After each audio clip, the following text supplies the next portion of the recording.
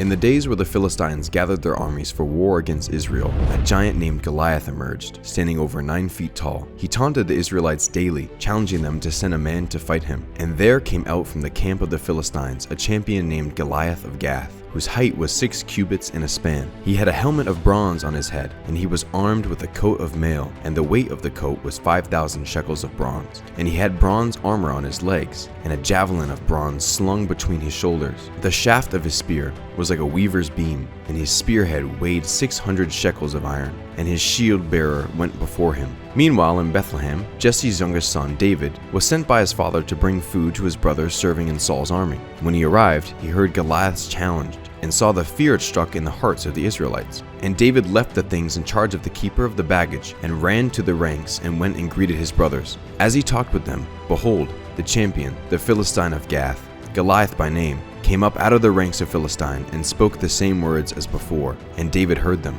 David, filled with faith in God, offered to confront Goliath, despite King Saul's initial doubts about his ability to defeat the giant. And David said to Saul, "Let no man's heart fail because of him. Your servant will go and fight with this Philistine." And Saul said to David, "You are not able to go against this Philistine to fight with him, for you are but a youth, and he has been a man of war from his youth." But David said to Saul, "Your servant used to keep sheep for his father, and when there came a lion or a bear and took a lamb from the flock, I went after him and struck him and delivered it out of his mouth. And if he rose against me, I caught him by his beard and struck him and killed him. Your servant has struck down both lions and bears, and this Philistine shall be like one of them, for he has defied the armies of the living God." And David said, "The Lord who delivered me from the paw of the lion and from the paw of the bear will deliver me from the hand of this Philistine." And Saul said to David, "Go, and the Lord be with you." Armed only with a staff, sling, and 5 smooth stones from the brook, David approached Goliath with unwavering trust in God's strength.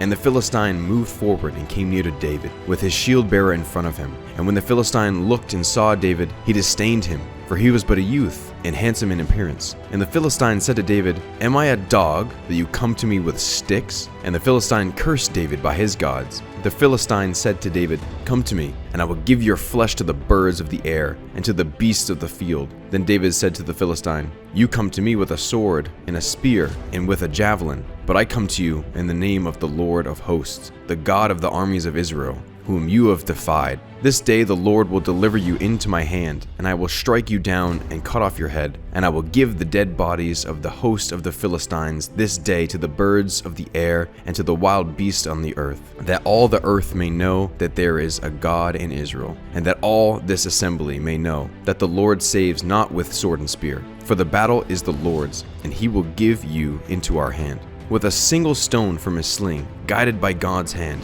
David struck Goliath in the forehead, and the giant fell to the ground. When the Philistine arose and came and drew near to meet David, David ran quickly toward the battle line to meet the Philistine. And David put his hand in his bag and took out a stone and slung it and struck the Philistine on his forehead. The stone sank into his forehead, and he fell on his face to the ground. So David prevailed over the Philistine with a sling and a stone, and struck the Philistine and killed him. There was no sword in the hand of David. Then David ran over and stood over the Philistine, and took his sword and drew it out of its sheath, and cut off his head with it. Witnessing their champion defeated, the Philistines fled in fear, and the Israelites pursued them, securing a great victory by God's mighty hand. And the men of Israel and Judah rose with a shout and pursued the Philistines as far as Gath and the gates of Ekron, so that the wounded Philistines fell on the way from Sharam as far as Gath and Ekron.